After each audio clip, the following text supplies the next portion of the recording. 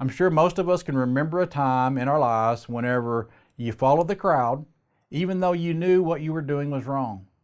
We must understand that people use the power of groups to get bad things done. One of the greatest examples of this comes from the time whenever Jesus was in the hands of Pilate, Matthew 27, verse 15. Now, at the feast, the governor was accustomed to releasing to the multitude one prisoner whom they wished. And at that time, they had a notorious prisoner called Barabbas. Therefore, when they had gathered together, Pilate said to them, "Whom do you want me to release to you, Barabbas or Jesus, who is called Christ?" For he knew that they handed him over because of envy. And while he was sitting on the judgment seat, his wife sent to him, saying, "Have nothing to do with that just man, for I have suffered many things today in a dream because of him." But the chief priests and the elders persuaded the multitude that they should ask for Barabbas and destroy Jesus.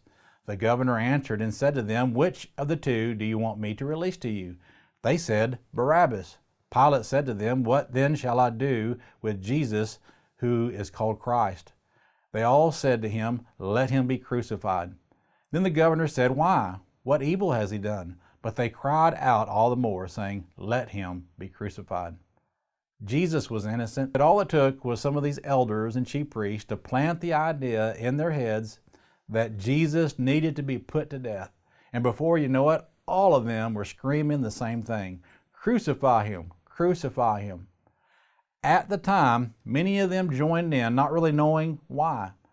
All they were doing was basically following the mob mentality because they wanted to, again, fit in with everyone else.